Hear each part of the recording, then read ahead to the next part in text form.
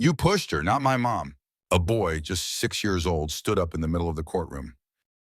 His tiny hand trembled, but it pointed straight at the most powerful man in town, Police Chief Ethan Cade.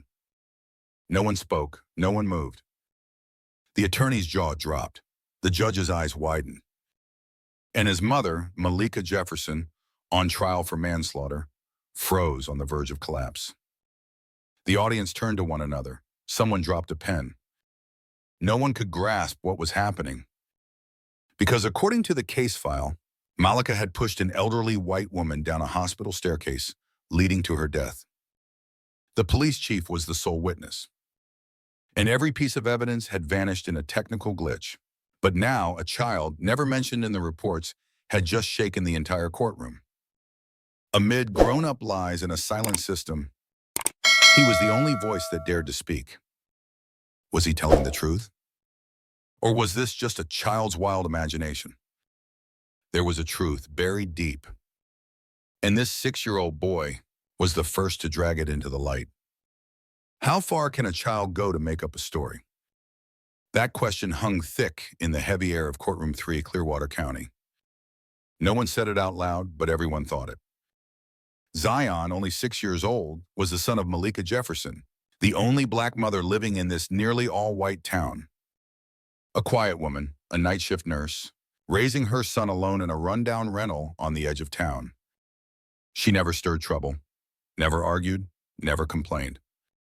And now, this woman who had saved countless patients was being accused of murder. According to the indictment, Malika had pushed an elderly white woman down the hospital stairs during a heated argument, causing her instant death. Police Chief Ethan Cade was the first on the scene, and he was the one who arrested her. Everything seemed prearranged. No witnesses. The cameras malfunctioned. The investigation files aligned just a little too perfectly.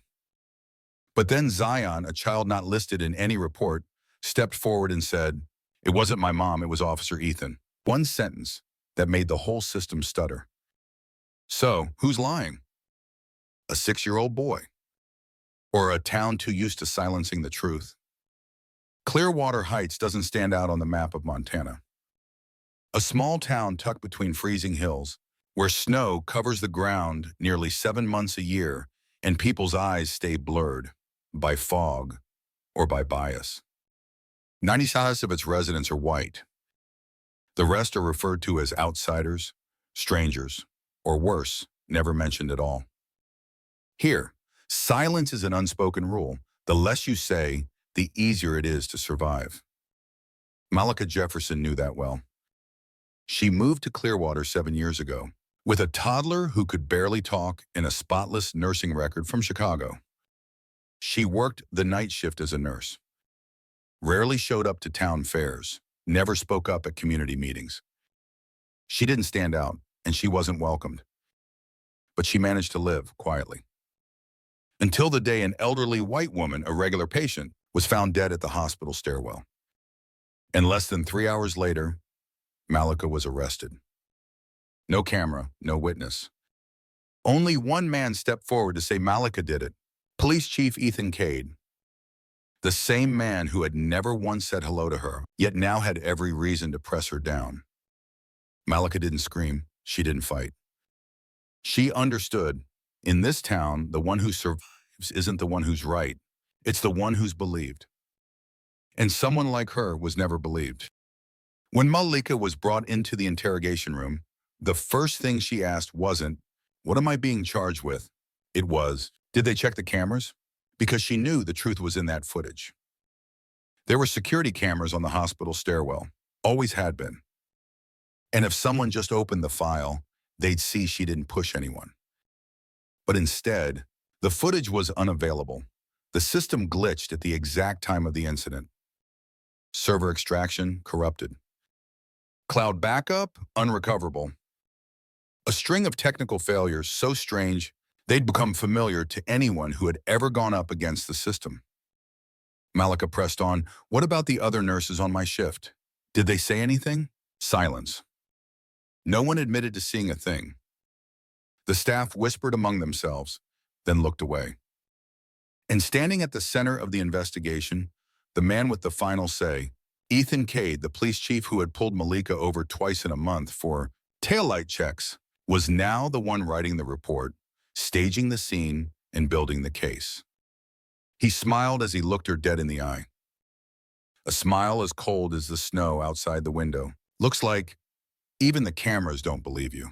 Malika saw it clearly. This wasn't just a case. It was a setup, a carefully built illusion where the powerless get erased from reality. And for her, this wasn't the first time. This time it might be the last. Plead guilty or lose custody of your child. His voice didn't need to be loud. It was steady, colder than the tile floor beneath Malika's feet. The interrogation room had no recording device, no witness.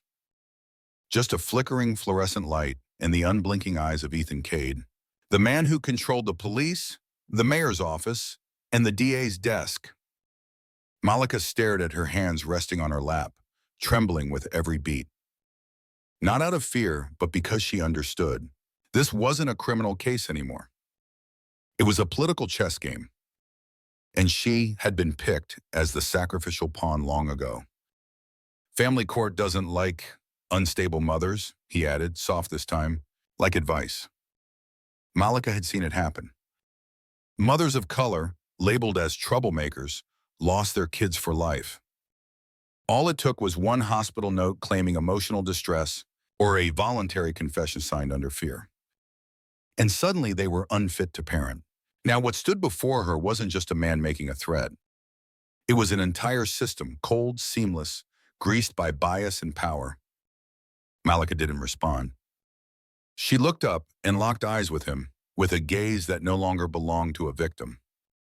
Because even though her hands shook, her heart and her love for her only child did not.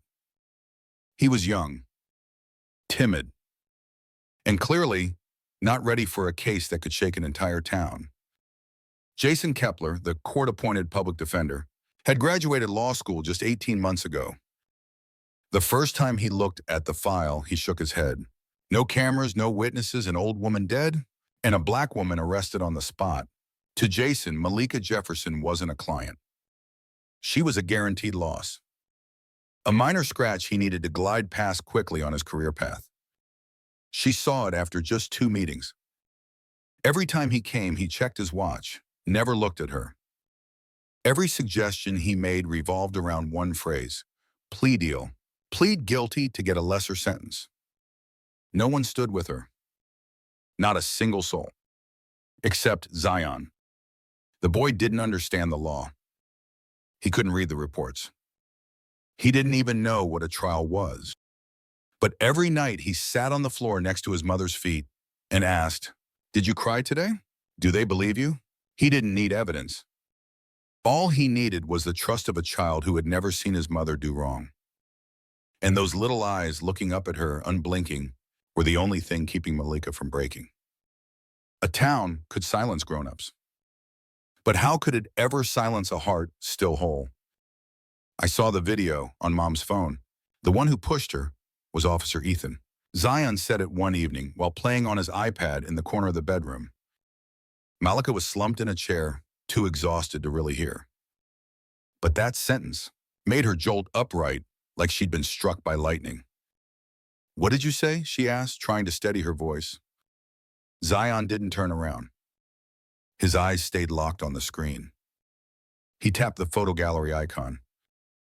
And there it was, a short flickering video recorded from her phone, left on the table in the hospital's camera room. The angle was unclear. But the voice, Ethan Cade's, was unmistakable. In the footage, the elderly woman staggered backward after an argument. A large hand, quick and firm, shoved her shoulder. A thud, then a shadow crossed the frame, bending down. It was Ethan, not Malika. Malika grabbed the iPad, her breath caught in her chest. She had never seen that video. She didn't know Zion had accidentally accessed the surveillance system while fiddling with her phone. And she never imagined her own son would become the only witness to the truth. "I was scared if I told they'd take you away." Zion lowered his head. He believed keeping the secret would protect her. But the thing Malika feared most wasn't the truth itself. It was that even the truth wouldn't be allowed to exist if it threatened a powerful man. Zion had never told anyone about it until his mother pressed him.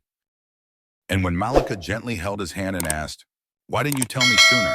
he stayed silent for a long, long time. Then he said, "Because Officer Ethan came into the room. He saw me watching. He grabbed the phone. He smashed it." A crack echoed inside Malika's head. Not the sound of a broken device, but the shattering of whatever hope she still had left in this place. Zion went on, his voice barely a thread. He leaned down, whispered in my ear, "No one's gonna believe you, little black boy." Malika felt her whole body freeze. She'd heard those words all her life. In Chicago, in Montana, inside hospitals, out on the streets. But never had they been whispered into her 6-year-old son's ear. Zion didn't cry as he spoke. He just lowered his eyes and added, "I thought if I stayed quiet, you wouldn't hurt more." Malika pulled him into her arms, her chest twisting in pain. The only piece of evidence, that video, had been destroyed right in front of a child. A child so scared, he chose silence to protect the grown-up he loved. But silence has limits. And this time, the cost of silence had pushed far beyond what one little heart could carry. The third day of trial. The air was thick.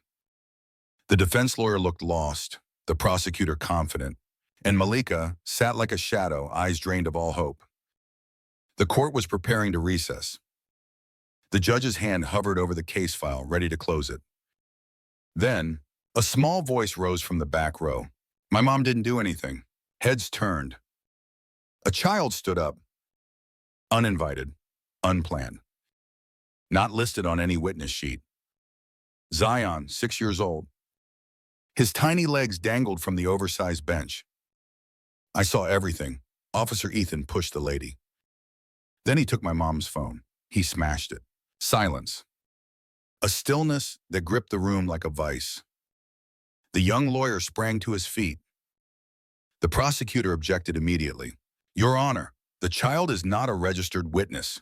The judge looked at Zion, then at Malika, now trembling, shaking her head in helpless panic. Zion, sit down, baby, she whispered. But the boy didn't move. He was staring straight at Ethan Cade, the man sitting up front, legs crossed, wearing a faint, frozen smile. He told me no one would believe me, but I can't stay quiet anymore.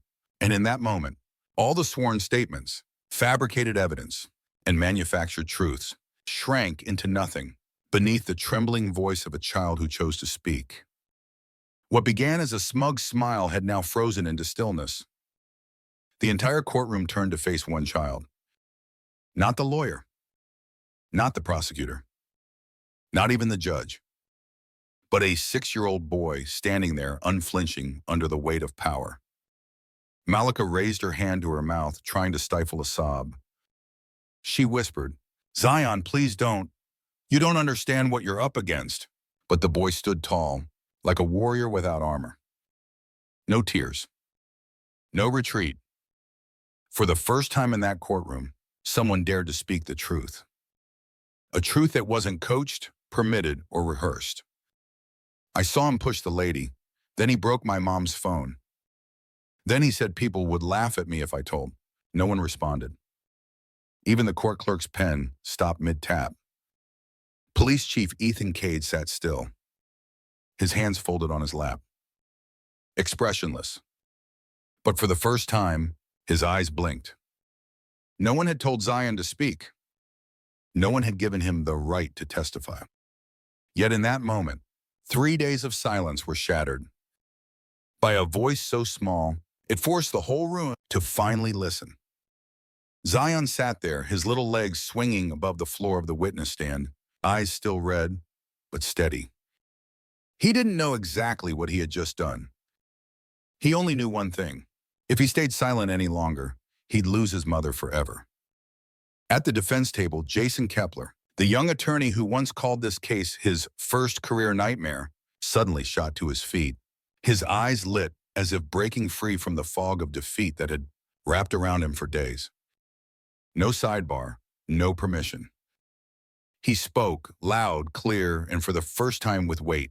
Your Honor, I request an immediate legal review and forensic access to the defendant's iCloud account. Full data retrieval from a secondary device, including the iPad belonging to the child Zion. The prosecutor jumped up in protest. This isn't admissible. He's not a legal witness. He's underage. This evidence is invalid. But Jason didn't back down. For the first time, he didn't look at his files, didn't worry about impressions, didn't care about his career.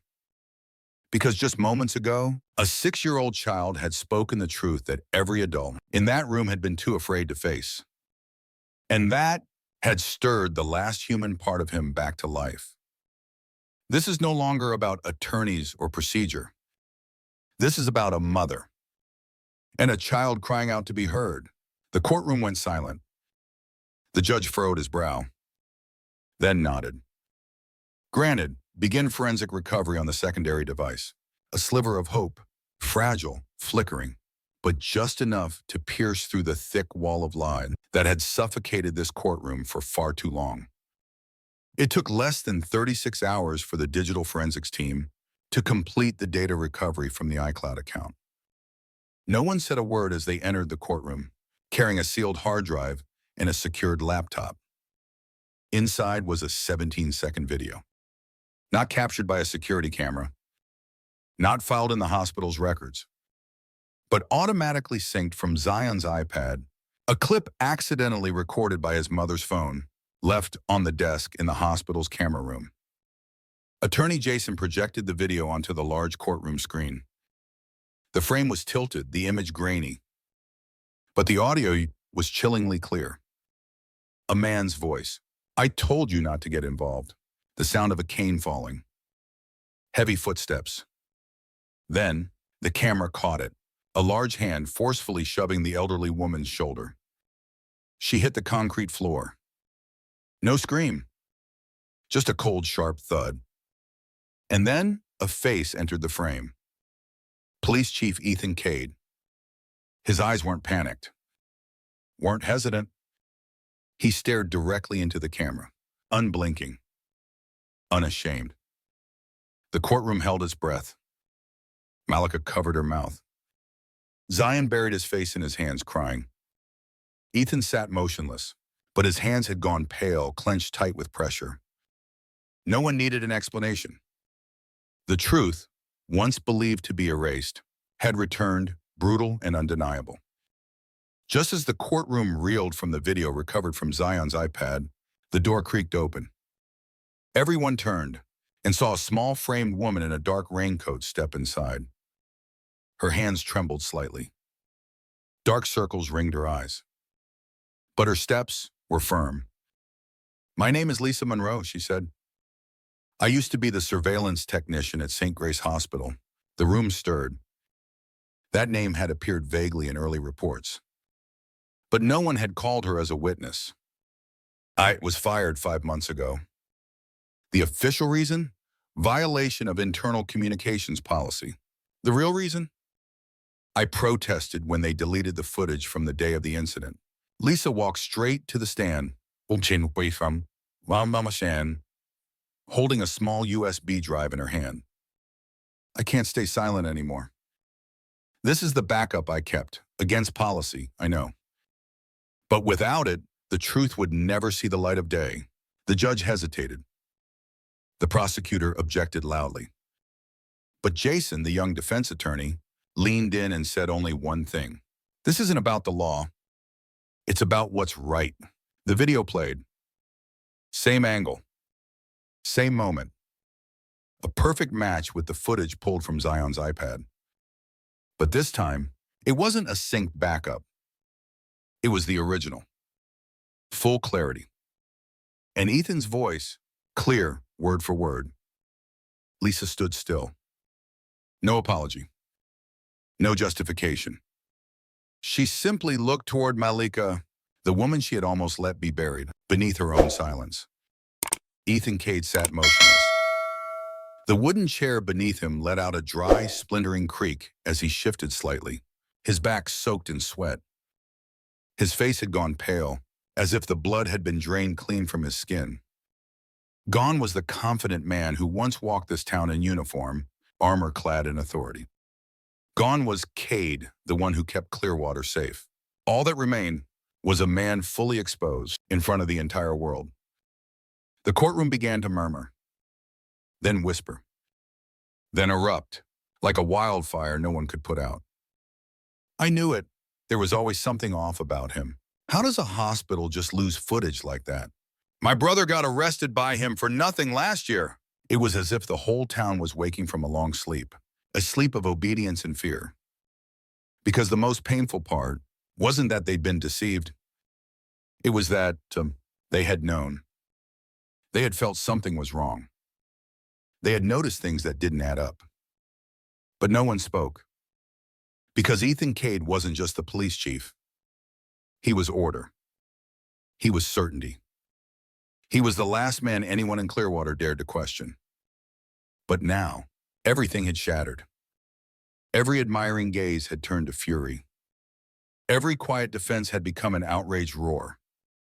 And Ethan, the man who once held others hostage with fear, was now being held hostage by fear himself. The judge read the verdict in a short, steady voice, but it struck the room like a bell exploding inside every chest. Defendant Malika Jefferson acquitted. Proceed with the arrest of Ethan Cade for evidence tampering, obstruction of justice, and perjury. The courtroom erupted. Some clapped. Others broke into tears. But in the front row, Zion sobbed out loud. Not from sadness, but because, finally, his mother wasn't being taken away from him. Malika turned, rushed forward, and pulled him into her arms. She held him tight, as if letting go might collapse everything all over again. Across the room, Ethan Cade was cuffed on the spot. The same hands that had once patted backs and held authority were now bound by the very cuffs he had used to intimidate the powerless. His face had lost all color. But Malika didn't look at him. She looked only at Zion and whispered, "You saved me." With the one thing this world is most afraid of, the truth. But as the applause faded and the courtroom doors slowly closed behind them, Malika had yet to truly smile.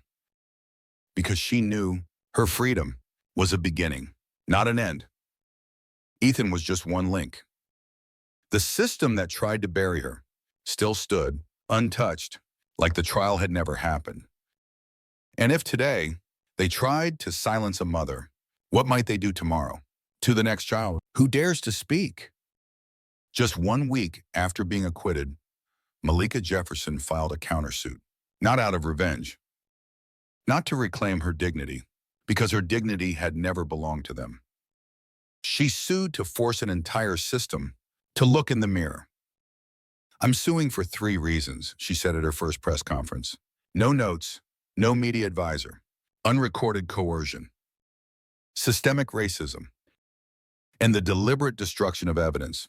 Brief, cold, precise, like a blade slicing through rotting flesh. The case spread quickly across Montana. The press took notice. National television stations jumped in. Dozens of past victims, once arrested without cause by Ethan Cade's unit, began to speak out. Some had been threatened. Some had filed complaints, only to have their records go missing. Some had spent 6 months behind bars for resisting arrest, with no footage, no report, nothing but silence. An independent audit was launched. 3 other officers were suspended. A female cop who had deleted hospital data logs confessed she'd been following orders. And the Clearwater Police Department, once praised as the town's model of public safety, was now the center of a statewide investigation. Malika didn't attend every hearing. She didn't have to be everywhere. Because now, every step the truth took carried her shadow. From a falsely accused single mother, Malika had become the one who forced a system to investigate itself. And that was more powerful than any set of cuffs that had ever gripped her wrists. On a small stage at a civil rights press conference in Denver, a young boy stepped up to the podium. The microphone was lowered. The entire room fell silent. Zion, just 6 years old when it all began, now stood before hundreds, cameras flashing nonstop. He held no notes. No one had written a speech for him. He simply spoke, with the same voice that once brought a courtroom to a halt. "I'm not little, I'm just not listened to." His words rang out, slow, firm, like an arrow shot straight into the hearts of anyone who had ever thought children had no voice, no understanding, no power. But Zion had changed an entire system. Down in the crowd, Malika wiped away tears, not out of pride, but pain.